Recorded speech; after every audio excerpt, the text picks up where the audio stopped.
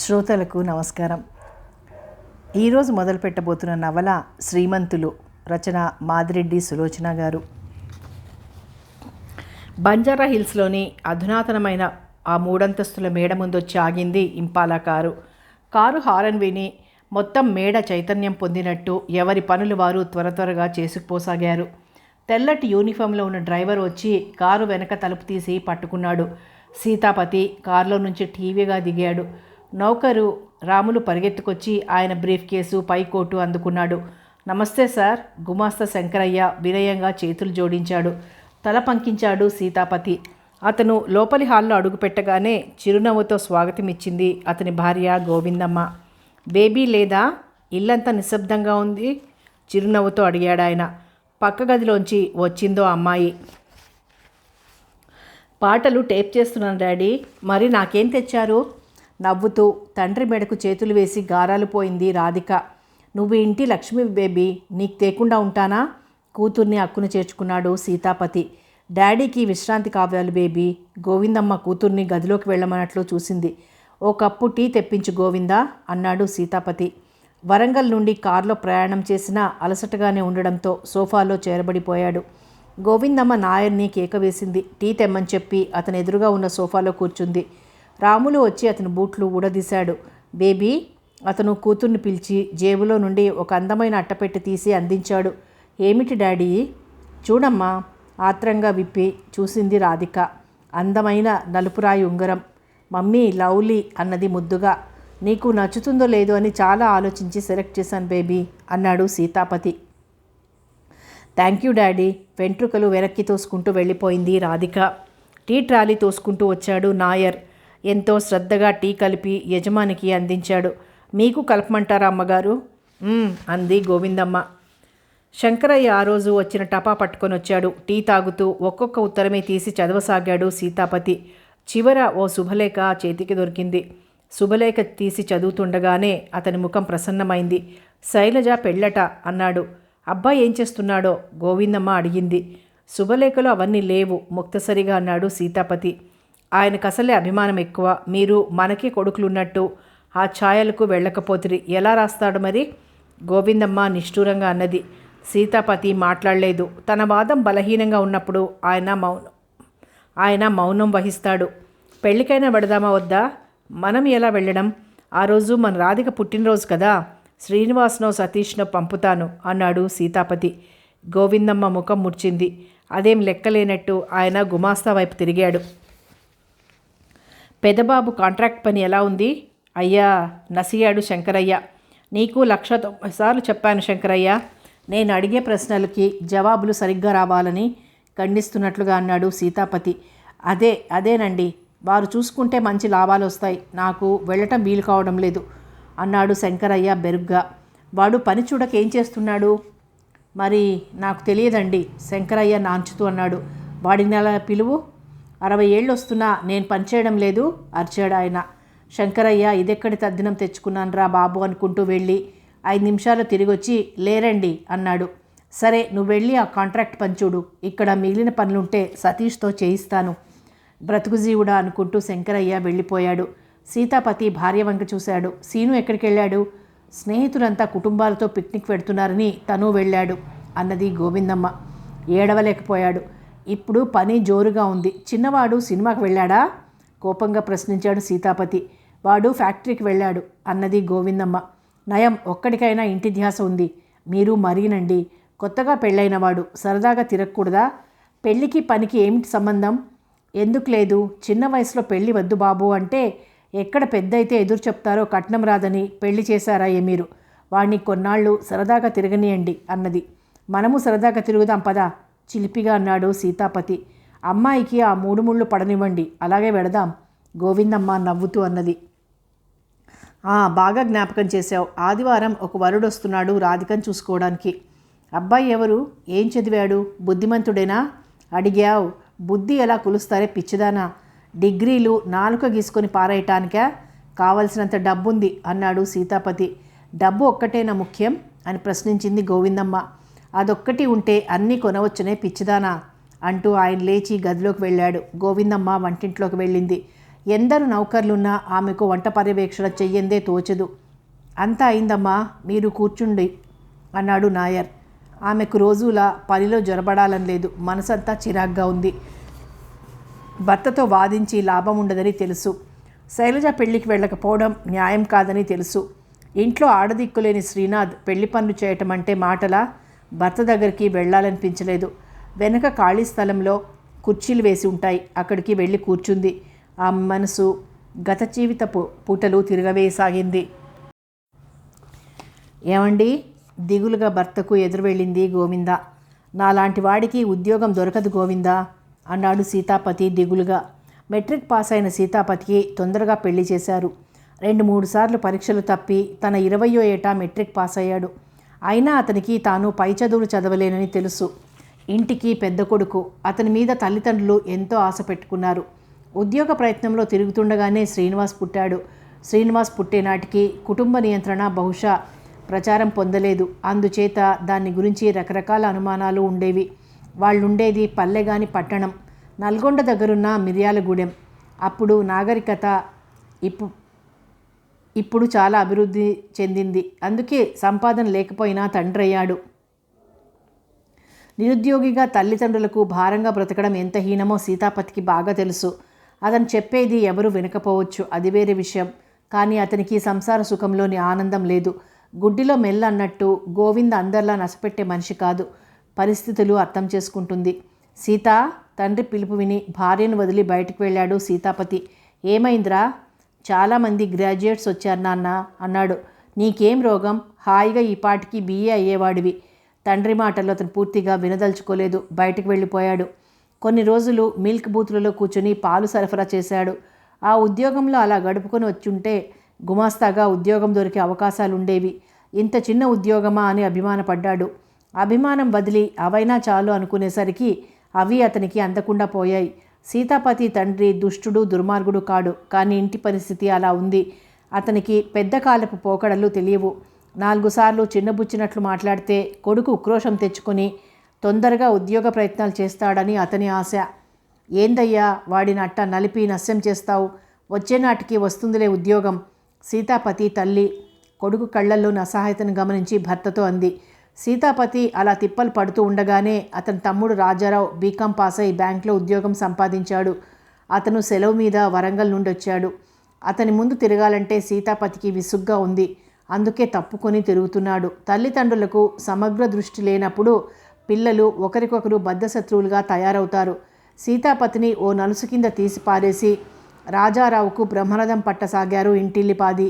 తండ్రి దృష్టిలో అది అసహజం కాదు. కానీ ఆ ప్రవర్తనతో సీతాపతికి నరకంలో ఉంది ఆ ఇల్లు. అప్పుడే గోవిందమ్మకు రెండవసారి నెల తప్పింది. సీతాపతి ఓ రోజు మధ్యాహ్నం మామూలుగా వచ్చే వేళ కంటే ముందుగా ఇంటికొచ్చాడు. తమ్ముడు ఉద్యోగస్తుడు కావటంతో తండ్రి పొలం మీద మిగిలే డబ్బులో కొంత పెట్టుబడి కింద పెడితే ఏదైనా వ్యాపారం చేయాలని ఉంది సీతాపతికి. అతను ఆ విషయమే తమ్ముడు సమక్షంలో తేల్చుకుందామని వచ్చాడు. హాల్లో చిన్ననను చూద్దామని వచ్చిన పెళ్ళైన చెల్లెలు రాజారావు నవ్వుకుంటూ మాట్లాడుకుంటున్నారు. పెద్దన్న పిల్లల్ని కనటంలో ప్రమోషన్ కొట్టేస్తున్నాడు. నువ్వేమో ఉద్యోగంలో ప్రమోషన్లు కొట్టేయి చెల్లెలంటోంది. ఇద్దరూ పక్కపక్క నవ్వారు. సీతాపతి హృదయంలో అగ్నిజ్వాలలు రేగి శరీరమంతా పాకాయి. ప్రమోషన్ ఎంతసేపు? ఇటు పరీక్ష పాస్ అవగానే అటొచ్చేస్తుంది. నాకిప్పుడు నిశ్చింతగా ఉంది. పాపం నాన్న మాత్రం అందరినీ ఎలా పోషిస్తాడు? రాజారావు అన్నాడు. ఆ మాత్రం ఆలోచన పెద్దన్నయ్యకు రావద్దు? పార్వతి ఇక సహించలేకపోయాడు సీతాపతి. హాల్లోకి వచ్చాడు. ఏం? నిర్లక్ష్యంగా అడిగింది. ఇందాకేమన్నావు? రోషం పట్టలేక అడిగాడు సీతాపతి. ఇప్పుడు అంటున్నాను, మరో 2-3 నెలల్లో మీరు నలుగురవుతారు. నలుగురిని పోషించటం నాన్నగారికి బరువు కాదా? నాన్నగారే పోషిస్తున్నారు, నువ్వు కాదుగా. గోలా పెద్దదైంది. దాంతో తండ్రి రంగంలోకి వచ్చాడు. పిల్ల ఏదో తెలియక అంటే అభిమానపడేవాడివి సంపాదించరాదు? తండ్రి సవాల్ చేశాడు. నాన్న, నువ్వు తేరగా ఇంటి మీద పడి తినంగా లేదు కానీ అంటే అభిమానం అడ్డొచ్చిందా అన్నాడు తండ్రి. ఈ క్షణమే వెళ్ళిపోతాను నాన్న. ఉద్యోగం సంపాదించి కానీ ఈ ఇంట్లో అడుగుపెట్టను అన్నాడు సీతాపతి. ఏమిట్రా ఈ బెదిరింపు? పో, మరి నీ పెళ్ళం పిల్లల్ని ఎవడు పోషిస్తాడు? ఆ మాటలు అతని హృదయాన్ని చీల్చుకుని వెళ్ళి రక్తనాళాల ద్వారా శరీరమంతటా వ్యాపించాయి. అతని అణువు అవమాన భారంతో గీపెట్టసాగింది. లోపలికి వెళ్ళాడు. గోవిందా, మన బట్టలు సర్దుకో. ఏమండి ఈ స్థితిలో అన్నది భయంగా. అంత భయంగా ఉంటే మీ వాళ్ళింటికి వెళ్ళు కర్కశంగా అన్నాడు సీతాపతి. అది కాదండి, గాయపడి ఉన్న భర్త మనసు ఇంకా నొప్పించటం ఇష్టం లేక త్వరగా తయారైంది. ఏమిట్రా ఈ ఆవేశం? తల్లొచ్చి చేయి పట్టుకుంది. నువ్వు నాదే ఆవేశం అంటావా అమ్మా? అవును మరి, నేను అసమర్థుణ్ణని, అర్జనపరుణ్ణి కానని అన్నాడు. అతని కళ్ళల్లో నీళ్లు తిరిగాయి. మగవాడి కళ్ళల్లో నీళ్లు తిరగడం మామూలు పనా? అతనిలో కరుడుగట్టిన ఆవేదన అంతా కన్నీటి రూపంలో బయటపడిందేమో. ఏందయ్యా, అందరూ ఒక్కలాగే పనిచేస్తారా? వాడినిలా పిలువు అన్నదామె భర్తతో. భార్యను తీసుకుని తయారవుతున్నాడుగా, చూద్దాం వాడి పరుగులు ఎంతవరకు అంటనట్టు అన్నాడాయన. ఆ రోజే ఉన్న బట్టలతో భార్యను కొడుకును తీసుకుని చేతిలో చిల్లి గవ్వ లేకుండా విశాల ప్రపంచంలో అడుగుపెట్టాడు సీతాపతి. గోవిందా, కొన్నాళ్ళు నువ్వు మీ వాళ్ళ దగ్గరుండు. అక్కడ కూడా ఇదే పరిస్థితి ఎదురవుతుందండి. మా వాళ్ళింటికి మన పరిస్థితి మెరుగయ్యాకనే వెళ్తాను నేను అన్నది దృఢంగా. గోవిందమ్మ సహకారం ఒక్కటే అతనికి తోడుగా నిలిచింది ఆనాడు. ఇద్దరూ బస్సెక్కారు. అప్పుడు కానీ సీతాపతికి తన దగ్గర డబ్బులు లేవని గుర్తురాలేదు. భార్యను కొడుకును బస్సులోంచి దింపేసి ఆమె చేతికున్న గాజు తీసుకుని అమ్ముకొచ్చాడు. చెట్టు కింద అసహాయంగా కూర్చున్న భార్యను బిడ్డను చూడగానే అతని హృదయం ఆర్ద్రమైంది. అతనికి ఏ గడ్డి కరిచి అయినా సరే డబ్బు సంపాదించాలనే ఆశ ఒక్కటే మనసులో నాటుకుపోయింది. ఎన్నో రకాల ఆలోచనలు అతని మనసుని ఉక్కిరిబిక్కిరి చేయసాగాయి. నల్గొండ బస్టాండ్లో చెట్టు కింద కూర్చున్నాడు సీతాపతి. గోవిందమ్మ పూర్తిగా నీరసించిపోయింది. 3 నెలలుగా అతని ఉద్యోగ ప్రయత్నం ఫలించలేదు. అతను కూలీ చేయటానికైనా సిద్ధంగా ఉన్నాడు. కానీ కూలీగా పిలవటానికి అందరూ వెనకాడుతున్నారు. ఇక లాభం లేదు. హైదరాబాద్ లాంటి పెద్ద పట్టణం వెళ్ళి రిక్షా అయినా లాగుదామని నిశ్చయించుకొని బస్టాండ్కి వచ్చాడు. చినుకులు పడుతున్నాయి. ఒకటే ఈదరగాలి. ప్రకృతికి సీతాపతి మనసుకు పోలికలు చాలా కనిపిస్తున్నాయి. నిండు చూలాలు గోవిందమ్మ తన వాళ్ళ దగ్గరికి వెళ్ళిపోమని అతను ఎంత చెప్పినా వినటం లేదు. గోవిందా, ఆమె వణుకుతోంది చలికి. శ్రీనివాస్ ఆకలిని ఏడ్చి ఏడ్చి తల్లిని ఖర్చుకుపోయాడు. ఈ ట్రంకు పెట్టే చూస్తూ ఉండు, 2 కప్పులు టీ తెస్తాను అన్నాడు. అన్నది. అప్పుడు ఎక్కడ పడితే అక్కడ టీ కొట్లు లేవు. దూరంగా వెళ్ళి ఓ చిన్న హోటల్లో 3 గ్లాసుల టీ తెచ్చి కొడుకు భార్యకు ఇచ్చి తను తీసుకున్నాడు. టీ తాగుతూ ఆలోచించసాగాడు. తను దురదృష్టవంతుడు. గోవిందన్ కూడా పోగొట్టుకుంటాడో ఏమో అనుకున్నాడు. బస్సుందా? నీరసంగా అడిగిందామె. మరో అరగంటలో బస్సుంది గోవిందా. ఏం? అతనికి అనుమానంగా ఉంది. నడుము సలుపుతోంది. కూర్చునే ఉన్నందువల్లనేమోనండి అన్నది. కానీ ఆమె బాధపడుతోందని స్పష్టంగా తెలుస్తోంది. తొందరగా హైదరాబాద్ చేరుకుంటే ఆసుపత్రిలో చేర్పించవచ్చు. ఆ తర్వాత సంగతి ఆలోచించవచ్చు. ఆదుర్దాగా టీ గ్లాసులు ఇవ్వడానికి కొట్టు దగ్గరికి వెళ్ళాడు సీతాపతి. సన్నగా చినుకులు పడుతున్నాయి. 3 కప్పులకి 6 అణాలు అన్నాడు గల్లాపెట్టె ముందున్న ఆసామి. అతని గొంతు బొంగురుగా కరుగ్గా ఉంది. జేబులో చేపెట్టుకొని ఉలికిపడ్డాడు సీతాపతి. ఖాళీ చెయ్యి బయటకొచ్చింది. అతని పర్స్ పోయింది. 3 ఏళ్ల క్రితం అని పెద్ద బావమరిది ఉద్యోగం వచ్చిందని చెల్లెలికి చీర, తనకు ఆ పర్సు కొనిచ్చాడు. దాంతోపాటు అపురూపంగా దాచుకున్న 20 రూపాయలు పోయాయి. ఒక్క గిరాకీ దగ్గర ఇంతసేపు ఉండాలా? మళ్ళీ టీ కొట్టు అతను గద్దించాడు. ఇదిగోనండి చెయ్యి బయటకు పెట్టి చూపించాడు. అతను ఒక్క దూకు దూకాడు. ఏమన్నావు? ఈ వేషాలు నా దగ్గర సాగవు. మర్యాదగా డబ్బులు తీ. వచ్చి చొక్కా పట్టుకున్నాడు. నిజమండి, సీతాపతి దిగులుగా అన్నాడు. నమ్మి డబ్బులు తీసుకోకుండా ఇచ్చినందుకు మోసం చేస్తావా? లేదండి, నా జేబు కొట్టేశారు. నువ్వే మనుషులను మింగే మృగంలా ఉన్నావు. ఇంకా జేబులు ఎవరు కొడతారు? లోపలికి వెళ్ళి మరొకతను వచ్చి హేళన చేశాడు. భగవాన్, సీతాపతికి భూమి బద్దలై అలనాడు సీతాదేవిని తనలో దాచుకున్నట్టు తనను దాచుకుంటే బావుండును అనుకున్నాడు. 6 నెలలకు అబద్ధమాడతానా అండి? అదిగో అక్కడికి రండి. మా ఆవిడ మాంగల్యం ఇస్తాను. వెలకట్టి మీ డబ్బులు మీరు తీసుకోండి. మిగిలింది నాకు ఛార్జీలకు వస్తుంది. సీతాపతి మాట పూర్తి కాకపూర్వమే అతని చెంప చెళ్ళుమంది. ఎవడ్రా వీడు? మాంగల్యం అమ్మి టీ డబ్బులు ఇస్తాడట. ఒక్క నెట్టు నెట్టాడు టీ కొట్టు మనిషి. ఆకలి బాధ, అవమానపు బాధతో శరీరం బసం తప్పింది. వెళ్ళి రోడ్డుకు అడ్డంగా పడ్డాడు సీతాపతి. అతను లేచే లోపలే ఓ అంబాసిడర్ కారు వచ్చి ఆగింది. సుబ్బయ్య, కారులో నుండి దిగిన యువకుడు టీ కొట్టువాడిని ఉరిమి చూశాడు. నేను కొట్లాడటం లేదు డాక్టర్ బాబు, ఏదో చెప్పబోయాడు వాడు. కానీ ఆ యువకుడు అదేమీ వినిపించుకోకుండా సీతాపతిని రెక్కపట్టి లేపాడు. సీతాపతి కృతజ్ఞతాపూర్వకంగా చూశాడు. ఇప్పుడు చెప్పు, అతడిని ఎందుకు తోశావో? విషయమంతా చుట్టూ చేరిన వాళ్ళు చెప్పారు. అతను జేబులో నుండి 6 అణాలు తీసి సుబ్బయ్యకిచ్చాడు. 6 అణాల కోసం నిండు ప్రాణాలు తీయటానికి సాహసించకు సుబ్బయ్య, హెచ్చరించాడు ఆ యువకుడు. అతన్ని చూస్తుంటే సీతాపతికి ఏవో జ్ఞాపకాలు కదలాడాయి బుర్రలో. మీ పేరు శ్రీనాథ్ కదూ? మాటలు కూడబలుక్కుంటూ అన్నాడు. అవును, మీకెలా తెలుసు? ఆ యువకుడు ఆశ్చర్యంగా అడిగాడు. మీరు మర్చిపోయి ఉంటారు. 7వ క్లాస్లో మనిద్దరం కలిసి చదివాం. మీరు పాస్ అయ్యారు, నేను ఫెయిల్ అయ్యాను. అంటే నువ్వు సీతాపతివి కదూ? అవును అన్నాడు సీతాపతి. శ్రీనాథ్ జమీందార్ల బిడ్డ, తను మామూలు రైతు బిడ్డ. శ్రీనాథ్ చాలా తెలివైన కుర్రాడు. తను చాలా డల్గా ఉండేవాడు. అంత నీరసంగా చెబుతావేమ్రా? బాగున్నావా? ఏం చేస్తున్నావు? ఉత్సాహంగా అడిగాడు శ్రీనాథ్. ఏం లేదు, ఉద్యోగం చూసుకుందామని సీతాపతి నాంచాడు. పద, చినుకులు తడిపేస్తాయి మనల్ని అన్నాడు శ్రీనాథ్ ఆప్యాయంగా. నా భార్య ఉందక్కడ. అండి ఏంట్రా కొత్తగా? ఇదేం సంబోధన? శ్రీనాథ్ అడిగాడు. శ్రీనాథ్ ఎక్కడా, తానెక్కడా? చిన్నప్పుడు అంతస్తులెరగని వయసు కాబట్టి అలా పిలిచాడేమో, కానీ ఇప్పుడు ఎలా పిలవగలడు? పద పద, ఈ గాలికి చెల్లాయి ఎంత వణికిపోతోందో.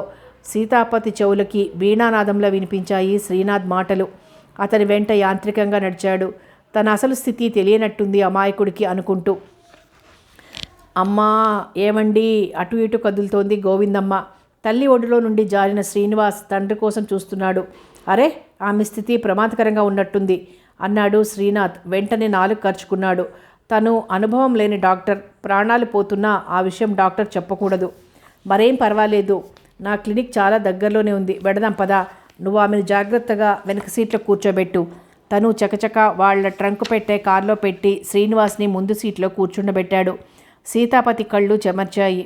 ఈ ప్రపంచంలో ఇంకా మంచివాళ్ళు ఉన్నారనుకున్నాడు. భార్యను చేతుల్లోకి ఎత్తుకొని వెనక సీట్లో కూర్చోబెట్టాడు.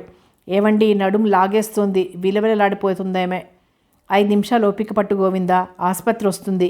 అప్పుడే హైదరాబాద్ చేరామా అన్నది కళ్ళు విప్పి పరిసరాలు పరిశీలించడానికి ప్రయత్నిస్తూ.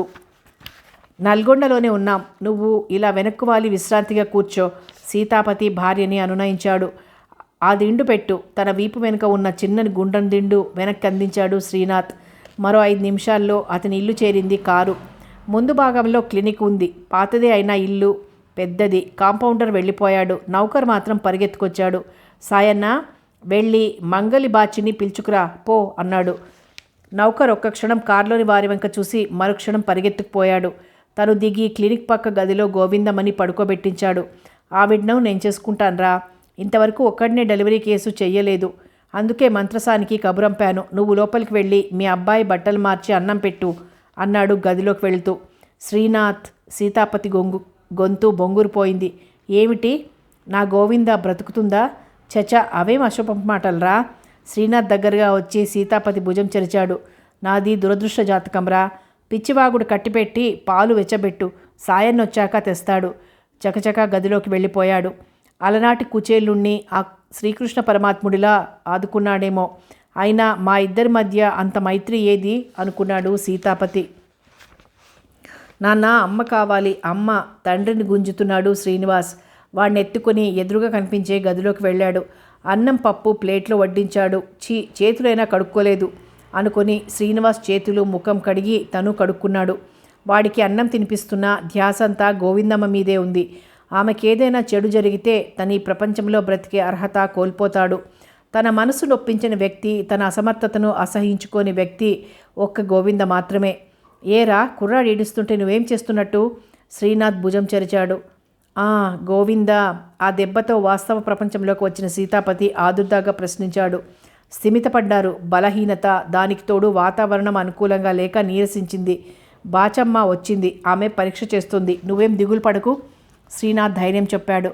దొర, తెల్లవారుజామున కాన్పు అవుతుంది. ఆమెకు కడుపులో ఏదన్నా పడాలా, బట్టలు తడిసిపోయినాయి అన్నది బాచమ్మ గదిలోకి వచ్చి. ఓ, శ్రీనాథ్ క్షణం ఆలోచించి తల పంకించాడు. బాచమ్మ, సాయన్న లుంగి పంచె ఇస్తాడు, అది కట్టించి బట్టలు మార్చు. ఈలోగా చీరలు తీసిస్తాడు ఈ అయ్యగారు. అతని మాటలు విన్న సీతాపతి ఆత్రంగా పెట్టె తెరిచాడు. అందులో పెళ్లినాటి పట్టు చీరలు 3 ఉన్నాయి. అక్కడే కూర్చున్నాడు సీతాపతి. లే, భోజనం చేద్దాం. వద్దురా, అతని కళ్ళు వర్షించటానికి సిద్ధంగా ఉన్నాయి. నువ్వు ఇలా చేస్తే మొదట నీకు మార్ఫియా ఇవ్వాలి. సీతాపతి లేచాడు. శ్రీనివాస్ కళ్ళు మూస్తున్నాడు. వాడిని లేపి సోఫా మీద పడుకోబెట్టాడు శ్రీనాథ్. ఇద్దరూ స్నానాలు చేశారు, భోజనాలు చేశారు. సీతాపతికి గెస్ట్ రూమ్ చూపించాడు. శ్రీనాథ్ అన్నాడు. నువ్వు పడుకో. బాచమ్మ మంచి అనుభవజ్ఞురాలు. ఏమాత్రం ప్రమాదం అనుకున్నా సిటీకి తీసుకుపోమ్మంటుంది. అలాగే లేరా, నీ చేతిలో అమృతం ఉంది. నా గోవిందకేం కాదు. స్నేహితుడు 2 చేతులు పట్టుకున్నాడు సీతాపతి. సీతాపతి అతను కొడుకుతో పడక చేరాడు. అలసిపోయి ఉన్న శరీరం అతనికి తెలియకుండానే నిద్రలోకి జారిపోయింది. చాప మీద కూర్చుని కొడుకులకు ముస్తాబు చేస్తోంది గోవిందమ్మ. 5 నెలల సతీష్ బొద్దుగా ముద్దుగా ఉన్నాడు. అతనికి ఆ పేరు శ్రీనాథ్ పెట్టాడు. శ్రీనివాస్, సతీష్ పేర్లు చక్కగా కుదిరాయి అనుకుంది గోవింద. ఏమా కొడుకుల సంబరమేనా? ఈ అన్నకి ఏదైనా తినడానికి పెట్టేదుందా? శ్రీనాథ్ నవ్వుతూ అడిగేసరికి గోవింద ఆదుద్దాగా లేచింది. పరిహాసానికి అన్నానమ్మా అని పసివాళ్లతో ఆడటం మొదలుపెట్టాడు. రండన్నయ్యా అంది గోవింద. చూడమ్మా, నీ కొడుకు ఏవో రాగాలు ఆలపిస్తున్నాడు. మరి నేను సంగీత విద్వాంసుణ్ణి కాను అన్నాడు సతీష్ బుగ్గ గిల్లుతూ. నయం, కాళ్ళు శివతాండవం చేస్తున్నట్టు కనపడలేదు. నవ్వింది. నిజం సుమా, ఇప్పుడే తెలుస్తుంది. రండి, అన్నం చల్లారిపోతుంది అన్నది. శ్రీనాథ్ లేచి భోజనాల బల దగ్గరికి వచ్చాడు. సాయన్నకి పూర్తిగా విశ్రాంతి ఇచ్చేశావు. ఇదేం బాగాలేదమ్మా.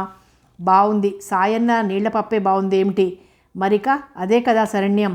నువ్వే మెల్లకాలం ఉంటావా అన్నాడు అన్నం కలుపుకుంటూ. ఎల్లకాలం ఉండకపోయినా నేను వెళ్లే ముందు ఎల్లకాలం ఉండే మనిషిని తెచ్చి వెళ్ళిపోతాను అన్నది గోవింద. నువ్వు కూర్చోమ్మా శ్రీనాథ్ అన్నాడు. వారు నసిగింది. మావాడు చాలా అదృష్టవంతుడమ్మా అన్నాడు. నిజమేరా, నేను చాలా అదృష్టవంతుణ్ణి. నీ స్నేహం వల్ల అది ఇంకా మెరుగులు దిద్దుకుంటుంది. ఉత్సాహంగా వచ్చాడు సీతాపతి. వెళ్ళిన పని ఏమైందండి? అది వేరే అడగాల అమ్మా. వాడి సంతోషం చూస్తే తెలియటం లేదు శ్రీనాథ్ అన్నాడు. ఆ రోడ్డు కాంట్రాక్టు నాకొచ్చిందిరా. ఎంత కాంపిటీషన్ అంటూనే ఎవరూ ఊహించని విధంగా చటుక్కున వంగి శ్రీనాథ్ పాదాలు స్పృశించాడు. ఒరే ఫూల్, బుద్ధి లేదు? కాళ్ళు పక్కకు లాక్కున్నాడు శ్రీనాథ్. నువ్వెన్నైనా తిట్టరా, ఈ జీవితం నువ్విచ్చిన వరంరా. అందుకే అన్నారు చెడి స్నేహితుడింటికి వెళ్ళమని. సీతాపతి కళ్ళు కన్నీటితో నిండాయి. ఒరేయ్, మొదట కళ్ళు తుడుచుకో. ఏడ్చే మొగాడిని నమ్మరాదంటారు. నేను చేసిందేమీ లేదు అన్నాడు శ్రీనాథ్. గోవిందమ్మ అతన్ని విప్పారిన కళ్ళతో తిలకించింది. ఎంత అందమైన మనిషి! దానికి తోడు మరీ అందమైన స్వభావం. ఇతని కోసం ఏ అదృష్టవంతురాలు తపస్సు చేస్తోందో అనుకుంది. అయ్యగారు, బయట ఎవరిదో ఏడ్పు గొంతు వినిపించింది. శ్రీనాథ్ చేయి కడిగేసి వెళ్ళిపోయాడు. అన్నయ్య, భోజనం. ప్రాణాలు పోతుంటే భోజనానికి ఏం తొందరమ్మా? బయట ఒక శవాకారం లాంటి ఆకారాన్ని మోసుకొచ్చారు. అతన్ని పరీక్ష చేసి వెంటనే కారు బయటకు తీశాడు శ్రీనాథ్. వెనక సీట్లో పడుకోబెట్టండి. అతని మాట అమలుపరిచారు. 2 మనుషులు ఎక్కారు. కారు బాణంలా హైదరాబాద్ వైపు దూసుకుపోయింది. గోవిందమ్మ వెనక్కు తిరగబోయింది. ఓ జీపు వచ్చి ఆగింది. వాకిట్లో అచ్చం శ్రీనాథ్ లాగే ఉన్న మధ్య వయస్కుడు దిగాడు. అతనికి మీసాలు అదనంగా ఉన్నాయి. అతనెవరో చెప్పకనే తెలుసుకుంది గోవింద. నమస్కారం బాబుగారు అంటూ ఎదురు వెళ్ళింది. ఓ, శ్రీ చెప్పిన గోవిందవు కదూ? అవునండి అన్నది. అతను కూర్చోగానే మంచినీళ్లు తెచ్చిచ్చింది. సీతాపతి కూడా వచ్చి వినయంగా నమస్కరించాడు. నమస్కారమోయ్. మీ నాన్న వాళ్ళు నాకు తెలుసు. మేము పక్కన ఉన్న పల్లెలో ఉన్నాం. మిమ్మల్ని చాలాసార్లు చూశాను. మా శ్రీనాథ్ తండ్రి అని తెలియదండి అన్నాడు. చాలాసేపు శ్రీనాథ్ని గూర్చే మాట్లాడుకున్నారు. ఆయనకేమిష్టమో సాయనను అడిగి తెలుసుకుని చేసింది గోవింద. అతను భోజనం చేస్తూ చాలా బాగుందని మెచ్చుకున్నారు. శ్రీనివాస్తో ముచ్చట్లాడారు. సతీష్ బుగ్గలు నిమిరారు. అన్నయ్య పెళ్లి గురించి ఆలోచించలేదా బాబుగారు? గోవింద అడిగింది. మేము ఆలోచిస్తూనే ఉన్నాం. వాడు అంగీకరించినదే నేను ఎలా పెళ్లి చేయనమ్మా? తగిన వధువు అయితే అంగీకరిస్తాడు. ఆ పని మీదే వచ్చానమ్మా. వాళ్ళు జమీందార్లే. అమ్మాయి ఇంటర్మీడియట్ వరకు చదువుకుంది. అందచందాలలో శ్రీనాథ్ను తీసిపోదు. కట్నాలు కానుకలు మనం అనుకున్న దానికంటే ఎక్కువ ఇస్తారు అన్నాడు. వీటన్నింటికన్నా అమ్మాయి గుణగణాలు చూడాలి బాబుగారు. అన్నయ్య హృదయం నవనీతం. అప్పుడప్పుడు ఆ విషయం తలుచుకునే బాధపడుతుంటానమ్మా. స్వార్థపరుడెప్పుడు సుఖపడతాడు. మా శ్రీ ఆదర్శాలు, అభిప్రాయాలు సామాన్యులకు కొరుకుడు పడవనివమ్మా. ఈ ప్రపంచంలో ఎలా బ్రతుకుతాడో ఏమో. ఆయన ముఖం ఉదాసీనంగా మారిపోయింది. వారి మంచితనమే వారిని కాపాడుతుంది బాబుగారు, గోవిందమ్మ అనునయంగా చెప్పింది. 4 గంటలకి శ్రీనాథ్ వచ్చాడు. క్లినిక్ ముందు జనాన్ని చూసి మంచినీళ్లు కూడా తీసుకోవడం మర్చిపోయి పనిలో లీనమయ్యాడు. ఆ రాత్రి తండ్రి కొడుకులు ఏం మాట్లాడుకున్నారో తెలియదు, కానీ ఉదయమే బాబుగారు జీపెక్కేశారు. ఇక నా ప్రమేయం ఉండదు శ్రీ, నువ్వే ఎన్నుకొని ఈమె నీ కోడలని చెప్పాలి అంతే. అతను కోపంగా చెప్పి వెళ్ళిపోయాడు. గోవింద ఏం జరిగిందో తెలుసుకోవాలనుకుంది. వాళ్ళు అన్నింటిలో తనకంటే పై అంతస్తులో ఉన్నారు. వారితో ఈ స్నేహమే పూర్వపుణ్యం అనుకుని మౌనంగా శ్రీనాథ్కి కాఫీ అందించింది. సీత వెళ్ళిపోయాడా? శ్రీనాథ్ అడిగాడు. 5ంటికే వెళ్ళిపోయారన్నయ్య. ఇంకేమో అడగబోయింది. డాక్టర్ గారు, శ్రీరాములు శెట్టి గారి కోడలు విషం మింగిందండి అంటూ ఎవరో ఆత్రంగా వచ్చారు. శ్రీనాథ్ అతనితో వెళ్ళిపోయాడు. ఆ తరువాత క్లినిక్కి వచ్చి 12:30 తర్వాత ఇంట్లోకి వచ్చాడు. గోవిందమ్మకు అతని ఉదార స్వభావం చూస్తే ఒక్కోసారి కోపం కూడా వచ్చేది. ఏమిటి మనిషి తన గురించి ఆలోచించడేం అనుకునేది. చికిత్స చేయటమే కాదు, ఎందరో తనలాంటి నిరాశ్రయులను ఆదుకునేవాడు. ఒకరు ఉద్యోగం వేయించమని వచ్చేవారు, మరొకరు ఉద్యోగం పోయిందని వచ్చేవారు. అతను ఎప్పుడూ తీరిగ్గా కూర్చునే సమయమే దొరకదు. సాయన్న అతన్ని కన్నబిడ్డలా చూసుకునేవాడు. ఇంటి విషయాలన్నీ చెప్పేవారు. శ్రీనాథ్కి 3 అన్నలున్నారట. అతని అన్నలందరికీ పెళ్ళిళ్ళు కూడా అయ్యాయట. వాళ్ళింట్లో ఆడపిల్లలు లేరట. శ్రీనాథ్ తల్లి మరణించి 10 సంవత్సరాలైందట. అతనికి తల్లి అంటే చాలా ప్రేమట. అలా ఏ కాస్త సమయం దొరికినా సాయన్నకు శ్రీనాథ్ను పొగడ్డంతోనే సరిపోయేది. ఆనాడు కాస్త తీరుబడిగా కూర్చున్నాడు శ్రీనాథ్. సీతాపతి కూడా తొందరగానే వచ్చాడు ఇంటికి. తన మనసులో ఉన్నమాట బయటపెట్టింది గోవిందమ్మ. ఇప్పటికే చాలా రుణపడిపోయామన్నయ్య. మేము ఆయన పనిచేసే చోటే ఉంటాం అన్నది. ఈ 2 పసివారితో ఎలా ఉంటావమ్మా? శ్రీనాథ్ అడిగాడు. అందరూ ఉండటం లేదా అన్నయ్య? మీ ఇల్లాలికి ఇల్లు అప్పగించి పోదామనుకున్నాను. మీరు నా అభిప్రాయంతో ఏకీభవించరు అన్నది. దేనికైనా సమయం రావాలమ్మా. బాబుగారు మీ ఇష్టం అన్నారుగా. నిజమేరా శ్రీనాథ్, నువ్వు ఊరు వారి క్షేమం అంటూ ఉరుకులు పరుగులు పెడతావు. నీ క్షేమం కోరేవారు కావాలి కదా. ఈసారి సీతాపతి కూడా కలగజేసుకున్నాడు. అవుననుకో, నా మనసుకు నచ్చిన వ్యక్తి తటస్థపడ్డ రోజున మొదట గోవిందకే తెచ్చి చూపిస్తాను అన్నాడు శ్రీనాథ్. అన్నయ్య, అవునమ్మా, నాకు అక్క చెల్లెళ్ళు ఉంటే బాగుండేది అనుకునేవాడిని. ఆ కోరికే నీ వల్ల తీరింది. మీ స్వేచ్ఛకు నేను అడ్డు రావడం బాగుండదు. అలాగే వెళ్ళండి అన్నాడు సతీష్ని ఎగురేస్తూ. సతీష్కు శ్రీనాథ్ దగ్గర చనువు. సీతాపతి వాళ్ళు వెళ్లే రోజున గోవిందకు ఆడబిడ్డకి ఇచ్చినట్టే సారే చీర ఇచ్చి పంపాడు శ్రీనాథ్. అన్నయ్య, ఏమిచ్చి మీ రుణం తీర్చుకోగలను? గద్గదికంగా అన్నది గోవింద. మాటిమాటికి కన్నీరు పెట్టకూడదమ్మా. పోనీ ఒక పని చేయి. నాకే గనక అమ్మాయి పుడితే కానీ కట్నం లేకుండా మీ సతీష్కు పెళ్లి చేసుకోండి, రుణం తీరిపోతుంది అన్నాడు. ఒరేయ్ శ్రీ, ఆ మాట అన్నావు. ఈ జన్మకి అది చాలురా. నాకు ఈ జన్మలో అపురూపమైనదేదైనా ఉంటే అది నీ స్నేహమేరా. సీతాపతి కళ్ళొత్తుకున్నాడు. ఒరేయ్ సీత, మరీ ఇంత భావుకుడువేమ్రా. జీవితంలో మంచి చెడు వెన్నంటే ఉంటాయిరా. కష్టం లేనిదే సుఖం విలువ తెలియదు. ఒక్క విషయం గుర్తుంచుకో, ఆడంబరం కంటే ఆత్మానందం విలువైందిరా. నీ ఆత్మకు సంజాయిషి చెప్పుకోరా, అదే నీకు అత్యంత సన్నిహితమైనది. నువ్వేది చేసినా లోకం కళ్ళు కప్పగలవేమో కానీ నీ ఆత్మను వంచలేవు. సీతాపతి తల పంకించాడు. సతీష్ని గోవిందమ్మకు అందించాడు. చూడు గోవింద, నువ్వు చాలా బలహీనంగా ఉన్నావు. ఇప్పట్లో మరో కాన్పు వస్తే కోలుకోవటం కష్టం. నేనిచ్చిన మాత్రలు క్రమం తప్పకుండా వాడు. డాక్టర్గా అంటున్న శ్రీనాథ్ మాటలు కడ్డొచ్చి తప్పక వాడతానన్నయ్యా అన్నది గోవింద సిగ్గుతో తలొంచుకొని. అతని కారులోనే సీతాపతి పనిచేసే సైట్ దగ్గరికి వెళ్ళారు. దగ్గరలోనే చిన్న వాటా దొరికింది. అక్కడ కొత్త సంసారం అమర్చుకోవడంలో మునిగిపోయింది గోవిందమ్మ. 3 సంవత్సరాలు తిరిగేసరికి సీతాపతికి తను సొంతంగా కాంట్రాక్ట్ పని చేయగలడు అనే ఆత్మవిశ్వాసం ఏర్పడింది. వృత్తిలో ఉన్నవారి పరిచయాలు, జీవితానుభవం, డబ్బు పుష్కలంగా లభించాయి. హైదరాబాద్లో ప్రభుత్వ సంబంధమైన హౌసింగ్ సొసైటీ వారి కాంట్రాక్ట్ తీసుకున్నాడు. మకాం మార్చే ముందు శ్రీనాథ్ను కలుసుకుందాం అనుకున్నాడు. శ్రీనాథ్ ఢిల్లీ వెళ్లడంతో అందుకు వీలు పడలేదు. కాంపౌండరే ఆసుపత్రి చూసుకుంటున్నాడు. ఈ 3 ఏళ్లలో అతని పరిచయం ఒక వరంలా భావించిన గోవిందమ్మ అతడు రాగానే తమ ఇంటికి రమ్మని ఉత్తరం రాసిపెట్టి వెళ్ళిపోయింది. తెలిసిన కాంట్రాక్టర్ ఇంట్లో వారం రోజులు ఉన్నారు. ఆ తరువాత చౌకగా ఓ పాత ఇల్లు కొన్నాడు సీతాపతి. దాంట్లోకి కుటుంబాన్ని తరలించాడు. ఆ ఇంట్లో ఒక భాగం కూడా అద్దెకిచ్చాడు. తమదంటూ ఓ వస్తువు ఉంటే ఎంత ఆనందమో, ఎంత నిశ్చింతో మొదటిసారిగా తెలిసొచ్చింది గోవిందమ్మకు. 6 నెలలు గడిచినా శ్రీనాథ్ రాలేదు. గోవిందమ్మ ఒకరోజు భర్తను నిలదీసింది. అందుకు కారణం ఏమిటని. అతను మొదట తనకేమీ తెలియదన్నా తర్వాత చెప్పాడు. గోవిందా, వాడు నాకు అత్యంత ఆప్తుడు, కాదనను. కానీ వాడి భావాలతో నేను ఏకీభవించను. అసలు సంగతి ఏమిటండి? సాయన్న అల్లుడు మెట్రిక్ తప్పాడు. వాడిని ఎక్కడో ఒక చోట ప్యూన్గా పెట్టొచ్చు కదా. నా దగ్గర పెట్టుకోమంటాడు. వాడికి వాటా ఇవ్వాలట. డబ్బు కావాలంటే ఇస్తాడట అన్నాడు అయిష్టంగా. పెట్టుకుంటేనేం? గోవిందమ్మ అడిగింది. నీకు బుర్ర లేదు. ఉంటే ఇలా అనవు. 3 నెలలు నేను చాకరీ చేసి ఎవరికో వాటా ఇవ్వటం ఏమిటి అన్నాడు సీతాపతి చిరాగ్గా. భర్తలో ఈ మధ్య చాలా మార్పు కనిపెట్టింది గోవిందమ్మ. పూర్తిగా డబ్బు మనిషి అయిపోయారు. దానికి కారణం కొంతవరకు చుట్టూ ఉన్న మనుషులేనని చెప్పొచ్చు. అకస్మాత్తుగా ఓ రోజు సీతాపతి తల్లి తండ్రి దిగారు. అతను మామూలుగా పలకరించి వెళ్ళిపోయాడు. గోవిందమ్మ తనకు చేతనైన మర్యాదలు చేసి పంపించి వేసింది. మరోసారి వచ్చారు. అతను వారిని చూడనట్టే వెళ్ళిపోయాడు. వారు కోడల దగ్గర అమ్మాయి పెళ్లికి ఎదిగింది, ఏదైనా సహాయం చేయమని తమ గోడు వెళ్ళబోసుకున్నారు. ఆ రాత్రి భర్తతో ఆ విషయం చెప్పింది గోవిందమ్మ. చూడండి, ఆ ఇంటి పెద్ద కొడుకుగా మీకు కొంత బాధ్యత ఉంది. సరస్వతికి 21 వస్తోందట. నేనేం చెయ్యాలి? వాళ్ళకి ప్రమోషన్లు కొట్టిన కొడుకున్నాడు కదా, వాడు చెయ్యడా? సీతాపతి కటువుగా అడిగాడు. రాజారావు ఫారెన్ వెళ్ళాడట. దానికేం చేద్దాం? ఏదో 1000-2000.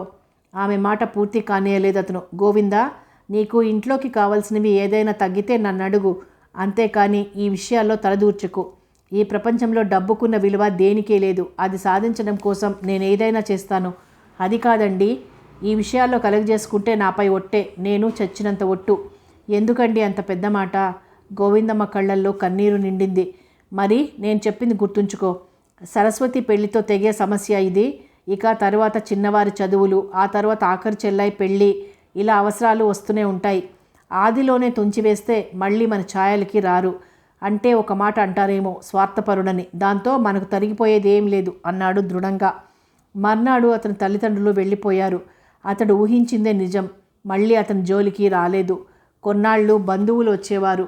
ఒరేయ్ సీతాపతి, మీ నాయన చూడరా, ఆ రాజాగాడిని చదివించి నిన్ను నిర్దాక్షిణ్యంగా ఇంట్లో నుండి వెళ్ళగొట్టాడు. బాగా శాస్త అయిందిలే. వాడు అమెరికా వెళ్ళి కూర్చున్నాడు. మేనమామ వరసయ్య మంగపతి వచ్చాడు. వస్తూనే స్తోత్రం మొదలుపెట్టాడు. సీతాపతి మరీ పసివాడేం కాదు. తను ఫెయిల్ అయ్యాడు, రాజా పాస్ అయ్యాడు కాబట్టే చదివాడు. నాకు పనుంది మామ, వెళ్ళిపోవాలి అంటూ లేచాడు. అసలు సంగతి మర్చిపోయానరా, ఓ 2 ఎకరాల పొలం చవకగా వస్తుంది, కొందామని ఉంది. కొను, పొలాల సంగతి నాకు తెలియదు. ఆ మాట అన్నావు, బాగుంది. ఓ 2000 సర్దుబాటు చేయరా అన్నాడు. సీతాపతి క్రూరంగా నవ్వాడు. ఈ బంధువులని రాబంధువులే సంసారాలు నాశనం చేస్తారు. ఒక వ్యక్తి కాస్త పైకొస్తే వాడంతటి వాడు లేడని పొగుడతారు. వాడు కాఫీ నీళ్లు పోయకపోయినా ఇంటి చుట్టూ తిరుగుతారు. ఒక వ్యక్తి కాస్త వెనకబడిపోయాడా, ఇక వాడిని ఎందుకు కరగానివాడుగా చిత్రీకరిస్తారు. వాణ్ణి అవమానపరచటమే ధ్యేయంగా పెట్టుకుంటారు. ఇక వెనకాల అసూయ ద్వేషాలు ప్రదర్శిస్తారు. అదే లోక సహజం. వీళ్ళని గురించి ఆలోచించని వాడు సుఖపడిపోతాడు. సీతాపతికి ఎందుకో గతం మళ్ళీ మళ్ళీ వెక్కిరిస్తోంది. ఏం బాబు, మాట్లాడవేమ్రా? ఓహో, ఏం ప్రేమ, ఏం ఆదరణ, ఏం వరసలు, ముందు ఇక్కడి నుండి వెళ్ళిపోండి అంటూ అరిచాడు. అతని అరుపులు విని అటు మంగపతి ఇటు గోవిందమ్మ ఇద్దరూ తెల్లబోయారు. ఏదైనా ఉద్యోగం దొరుకుతుందేమో చూడు మామ అంటే, రోడ్లు ఊడ్చే ఉద్యోగం ఇస్తానని హేళన చేసిన నువ్వు ఏ ముఖంతో నన్ను డబ్బులు అడుగుతున్నావు? మీలాంటి వారి నీడ కూడా నా మీద పడనీయవద్దు, చీత్కారం చేసి వెళ్ళిపోయాడు. మరో రోజు సీతాపతి చిన్నాయన వచ్చాడు. సరస్వతి పెళ్లికి డబ్బు కావాలని మీ నాన్న వచ్చాడట్రా అన్నాడు సీతాపతి అతన్ని లెక్క చేయకుండానే. ఆయన దగ్గర డబ్బు లేదా? ఇప్పుడు బోలెడు కట్నం ఇచ్చి చేస్తున్నాడు. అలాగా, పిచ్చిముండవాడిని. అందరూ అంతేగాని నాకు నువ్వు గుర్తుకు రాలేదురా. అందరూ ఏమన్నారు? సీతాపతి అడిగాడు. అదే సుందరం, నీ పెద్ద తమ్ముడు. చిన్న అన్న మాట సాగదీశాడు. నా పెద్ద తమ్ముడు రాజారావు. ఏం చమత్కారం రా, నా కొడుకు నీకు తమ్ముడు కాకపోయాడా? వాడు నీలాగే పరీక్ష తప్పాడురా. అంతా నీ పోలికే అనుకో. ఇప్పుడు వాడికి ఏమొచ్చింది? బిసుగ్గా అడిగాడు సీతాపతి. వాడు పరీక్ష పాస్ అవుతాడనే నమ్మకం లేదురా. కొండంత అన్నవు, వాడిని నీ చేతి కింద వేసుకొని పని నేర్పించు. నాకెవరు నేర్పించారు? ఇలాంటి వేషాలు నా దగ్గర పనికిరావు చిన్నాన్న. కోపంగా అని వెళ్ళిపోయాడు. నువ్వు భూదేవి లాంటి దానవు గోవిందమ్మ, వాడికి నచ్చచెప్పి ఉత్తరం రాయి అని వెళ్ళిపోయాడు. ఇలాగే కొందరు డబ్బు కావాలంటూ, మరికొందరు చదువుకునే పిల్లలను దగ్గర పెట్టుకొని పర్యవేక్షించమంటూ, చీఫ్ ఇంజనీర్తో చెప్పి ఉద్యోగాలు వేయించమంటూ వేధించేవారు. వారు దూరంగా ఉండి ఉంటే సీతాపతిలో ఆత్మీయత మేలుకొని వాళ్లకు దగ్గర కావాలనే తాపత్రయం కలిగేది. పరిస్థితి అటువంటిది కాకపోవటంతో అతను శిల కంటే కఠినంగా మారిపోయాడు. డబ్బు చేర్చి పెట్టడం ఒక ఘనకార్యంగా భావింపసాగాడు. కొడుకుల పుట్టినరోజులను ఘనంగా చేస్తాడు. అతను తనకు, తన భార్యకు, పిల్లలకు తప్ప ఇతరుల కోసం ఒక్క పైసా ఖర్చు పెట్టడు. ప్రతిరోజు ఏమాత్రం తీరిక దొరికినా డబ్బు సంపాదించే కొత్త మార్గాలు అన్వేషిస్తాడు. సీతాపతి విద్యానగర్లో చౌకగా ప్లాట్ కొని ఇల్లు కట్టాడు. మోటార్ సైకిల్ కొన్నాడు. సీనుకి 8 ఏళ్ళు, సతీష్కి 5. ఇద్దరిని మంచి బడిలో చేర్పించి రిక్షాను మాట్లాడి పెట్టాడు. గోవిందమ్మ చేత చిన్న వడ్డీ వ్యాపారం పెట్టించాడు. ఏదైనా తాకట్టు పెడితేనే డబ్బు ఇవ్వాలని నిర్ణయం చేశాడు. వడ్డీ డబ్బులతో ఇల్లు గడపాలని ఆజ్ఞాపించాడు. వడ్డీలు వస్తాయి, అసలు రాదు. సమయం మించిపోతే తాకట్టు వాకట్టై నగో స్థలమో మిగిలిపోతుంది సీతాపతికి. ఆ స్థితిలో ఒకరోజు అనుకోకుండా శ్రీనాథ్ ఒక యువతిని వెంటబెట్టుకుని వచ్చాడు. ఒరేయ్ సీత, మీ ఇల్లు కనుక్కోవటం ఎంత కష్టమైందని అన్నాడు. ఒక ఉత్తరం రాస్తే బస్టాండ్కి వచ్చేవాడిని కదరా అన్నాడు దర్పంగా. నీకు అలాగే రాసి వచ్చేవాడిని కానీ మా చెల్లెలకి మాట ఇచ్చాను, నేను పెళ్ళి అంటూ చేసుకుంటే నా భార్యను మొదట తనకే చూపిస్తానని. సుజన, ఈవిడ నా చెల్లెల్లాంటిది అని ఆ యువతికి గోవిందమ్మను పరిచయం చేశాడు. ఆమె ఇద్దరికీ నమస్కరించింది. అతి సామాన్యంగా ఉన్న ఆ యువతిని శ్రీనాథ్ ఎలా పెళ్లి చేసుకున్నాడో సీతాపతికి అంతు చిక్కలేదు. శ్రీనాథ్ అందగాడు, ఐశ్వర్యవంతుడు, విద్యాధికుడు కనుక బహుశా బాగా కట్నం ముట్టి ఉంటుంది అనుకున్నాడు. గోవిందమ్మ మాత్రం ఎన్నాళ్లకు కలుసుకున్న తోబుట్టును చూసినట్టు శ్రీనాథ్తో మాట్లాడుతోంది. తన స్వభావం తెలిసినట్టు తనతో కాక గోవిందమ్మతో అలా మాట్లాడడం నచ్చలేదు సీతాపతికి. అతని ముందు ఎంత దర్పం ప్రదర్శించబోయినా తెచ్చిపెట్టుకున్నట్టుంది. ఊపిరి ఆడనట్టు శ్రీనాథ్ సహాయం చేశాడన్న ఊహే చేదుగా ఉన్నట్టు భావించసాగాడు. తనలోని ఈ మార్పు దూరం చేసుకోవాలని, ముఖ్యంగా శ్రీనాథ్ పట్ల ప్రేమ చూపాలని అతని అంతరాత్మ ఘోషించసాగింది. వెనువెంటనే అతనిలోని మామూలు మనిషి మేలుకున్నాడు. డబ్బు లేని మనిషి దగ్గర ఎన్ని సుగుణాలున్నా అవి నిరర్థకమని ఘోషించాడు. శ్రీనాథ్ తనకేం చేశాడు? అతను నిమిత్తమాత్రుడు. తన అదృష్టం బాగుండి పైకొచ్చాడు. ఏమిట్రా ఆలోచిస్తున్నావు? ఏదైనా పని ఉంటే చూసుకుంట్రా, నా గురించి నువ్వేం దిగులు పడకు. నీ ఇల్లు నాది కాదా అన్నాడు శ్రీనాథ్. మంచిదిరా అన్నాడు సీతాపతి. ఆ మాటలో జీవం లేదు. అంత ముంచుకుపోయే పనులేమున్నాయి? ఈ పూటకు ఉండిపోకూడదు? గోవిందమ్మ అడిగింది. ఆమెను కొరకొరా చూస్తూ వెళ్ళిపోయాడు సీతాపతి. కావాలనే రాత్రి 11 గంటలకు వచ్చాడు సీతాపతి. గోవిందమ్మ తలుపు తీసి విసుక్కుంది. కాస్త తొందరగా రాకూడదు? నీకేం తెలుసు అని పక్కకు తిరిగి చూశాడు. శ్రీనాథ్ హాయిగా ఇద్దరి పసిపిల్లల మధ్య పసివాడలా నిద్రపోతున్నాడు. పక్క గదిలో సుజన పడుకున్నట్టుంది. ఎక్కడా అలికిడ్లేదు. భోజనం చేస్తూ ముఖం చిట్లించాడు సీతాపతి. ఈ పిండి వంటలు, ఇన్ని కూరలు చేయకపోతే విందు అనిపించుకోదా? కాస్త చూసి ఖర్చు పెట్టుకోవాలి. మీకు పుణ్యం ఉంటుంది. అన్నయ్య విషయంలో హద్దులు పెట్టొద్దు అన్నదామె. ఏమిటట మీ అన్నయ్య విశేషాలు? సుజన చాలా మంచి అమ్మాయి. అన్నయ్య దగ్గర నర్సుగా పనిచేయడానికి వస్తే ఆమె గుణం నచ్చి వివాహం చేసుకుంటానని బాబుగారితో చెప్పారట. బాబుగారు తమ హోదాలకు తగ్గ సంబంధం కాదని నిరాకరించారట. మాట పెరిగి అన్నయ్య అన్నీ వదులుకొని బయటకు వచ్చారట. వివరాలు చెప్పింది. మరి క్లినిక్ పెట్టిన బిల్డింగ్ కూడా వదులుకున్నాడటనా? ఇప్పుడు ఇంకో చోట పాకలు వేసి ప్రాక్టీస్ పెట్టారట. ఆ స్థలం ఎవరో ఇచ్చారట. చాలా పొరపాటు పని చేశాడు గోవింద అన్నాడు సీతాపతి. అతనికి శ్రీనాథ్ పట్ల ఏమాత్రం జాలి కలగలేదు. ఒక విధమైన విముఖత ఏర్పడింది. అర్థబలం లేనివాడు ఎందుకు కొరగాడని అతని సిద్ధాంతం. అతను శ్రీనాథ్ దగ్గర నిలబడి పరీక్షగా చూశాడు. అన్నీ వదులుకున్న మనిషి ఇంత నిశ్చింతగా ఎలా నిద్రపోతున్నాడో అర్థం కాలేదు. శ్రీనాథ్ను సీతాపతిని చూస్తుంటే అకస్మాత్తుగా గోవిందమ్మకు శివుడు, భస్మాసురుడు గుర్తుకొచ్చారు. మర్నాడు వారు లేవక పూర్వమే బయటికి వెళ్ళిపోయాడు సీతాపతి. శ్రీనాథ్కు గోవిందమ్మ ఏదో సాకు చెప్పింది. శ్రీనాథ్ భార్యతో వెళ్తానని తయారయ్యాడు. ఆమె ఇంట్లో ఉన్న ఒక కొత్త చీర సుజనకు పెట్టి పంపింది. ఆ తరువాత చాలా రోజుల వరకు శ్రీనాథ్ గురించిన వివరాలేవీ తెలియలేదు. దాదాపు 2 సంవత్సరాల తర్వాత ఒకనాడు గోవిందమ్మ పేరున ఉత్తరం వచ్చింది. తనకు అమ్మాయి పుట్టిందని, ఆమె పేరు శైలజ అని పెట్టానని, సుజన ఆరోగ్యం బాగా దెబ్బతిన్నదని, ఇక పిల్లలు కలిగే అవకాశం లేదని, వీలుంటే ఒకసారి వచ్చి చూసి పొమ్మని రాశాడు శ్రీనాథ్. సీతాపతి తనకు పనుందని, అయినా వెళ్ళి తాము చేసేది ఏముందని తేల్చివేశాడు. శ్రీనాథ్ అన్నయ్య చేసిన ఉపకారం అప్పుడే మర్చిపోయారా అన్నది బాధగా గోవిందమ్మ. అతనిచ్చిన డబ్బును నేనే ముంచానా? వెధవ సెంటిమెంట్లతో ప్రాణాలు తీయకు అన్నాడు. ఆమె వారించలేకపోయింది. తల్లిదండ్రుల పట్లనే అభిమానం లేనివాడు స్నేహితుణ్ణి చూస్తాడా? భగవంతుడా, అమాయకుడైన అన్నయ్యను నువ్వే కాపాడు అన్నది గోవిందమ్మ ఆంజనేయ స్వామి ఆలయంలో నమస్కారం పెడుతూ. ఎంత అమాయకురాలు, అనుభూతులున్న మనిషి చెయ్యలేనిది అన్నింటికీ అతీతుడిగా ఉన్న రాతి విగ్రహం చేస్తుందా? కథ కొనసాగుతుంది.